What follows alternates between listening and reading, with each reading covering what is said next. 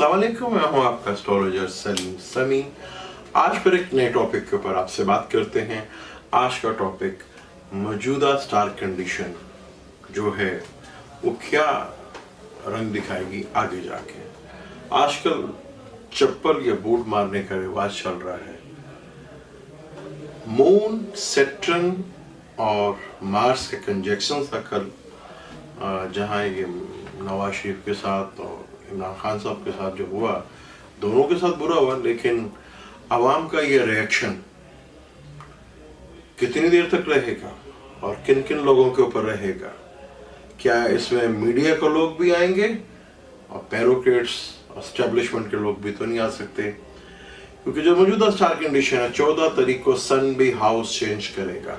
अब वो जो पाइसेस में जाएगा, सन बुर्ज पाइसेस में जाके वाटर साइन के अंदर जाएगा, तो यहाँ पे सन की ताकत में थोड़ी सी कमी आएगी। और जेमिनी एस्ट्रोलॉजी से सैटर्न भी सन को देखेगा, मार्स भी देखेगा, और मार्स और सन के अलावा सन भी इनको देखेगा, यानी कि इन सब का स्क्वायर बन जाएगा। और वेस्टर्न एस्ट्रोलॉजी से भी इनका स्क्वायर बनेगा। और आवाम का जोश और खरोश जो टेंशन और डिप्रेशन में भरी पड़ी है, क्या इससे बढ़कर भी कुछ हो सकता है? आगे वीनस जो एग्जॉल्टेड में है, मंगल की पूरी नजर है। कौन कौन लोग और कौन कौन से सियासतदान और कौन कौन से ब्यूरोक्रेट्स इज्जत में आ सकते हैं, बहुत केयरफुल होकर चलना पड़ेगा आगे लोगों को। जो आवाम तंग आ चुकी है, क्या आवाम पे भी सख्तियां लगेंगी?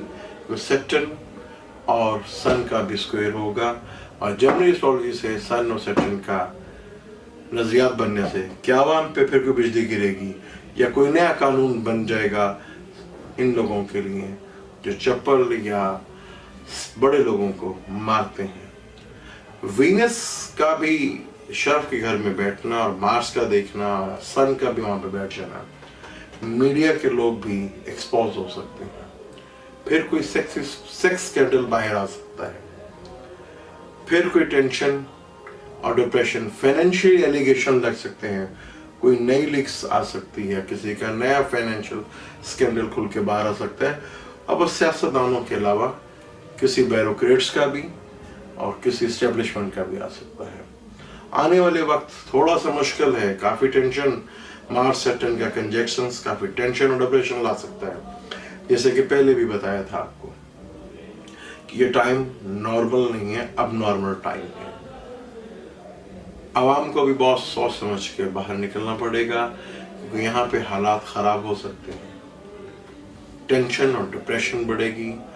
जब जब मून का सैटर्न के साथ ऑपोजिशंस या करान बनेगा, ये हालात इस तरह के बन सकते हैं। जैसे मून सैजिटेरियस में था तो ये हालात देखने को मिले। जब मून पाइसेस में आएगा, जब मून जेमिनी में आएगा और विर्गो में आएगा, तब ये हालात बन सकते हैं। इस तरह की चीजें बाहर आ सकती हैं। बहुत केयरफुल होके आगे सियासी झगड़े बहुत ज्यादा बढ़ सकते हैं और वो रोडों पे भी आ सकते हैं। ये टाइम बहुत मुश्किल है, बहुत केयरफुल होके हमें चलना पड़ेगा। मार्स कैप्रिकॉर्न में जाएगा केतु के साथ कंजक्शंस करने। जैसे आज मून कैप्रिकॉर्न में है, केतु के साथ कंजक्शन, कंफ्यूजन, टेंशन आज भी बनी रहेगी। गलत इंफॉर्मेशन, अफवाहें बाहर निकलेंगी। माहौल बनाया जाएगा कि ऐसा हो सकता है, वैसा हो सकता है।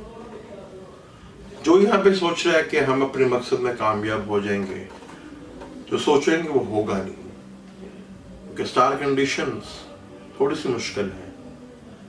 तो वो होप मत लगाएं जो कि हो ना सकती है। तो केयरफुल होके, ये टाइम जरा मुश्किल है। सैटर्न टू मार्स का कंजक्शन और साथ सन का 14 तारीख को आना, यहाँ पे काफी मुश्किल खड़ी कर सकते हैं। क्योंकि सन का पाइसेस में आना, और जब सन पाइसेस में आता है तो स्टमक से रिलेटेड प्रॉब्लम बढ़ सकती है। डाइजेस्ट सिस्टम जो है खराब हो सकता है।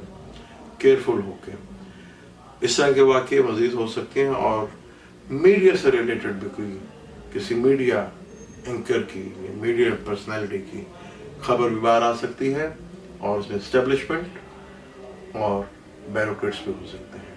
इससे बढ़ता हुआ नजर आ रहा है। थोड़ा सा केयरफुल होके, टाइम अच्छा नहीं है।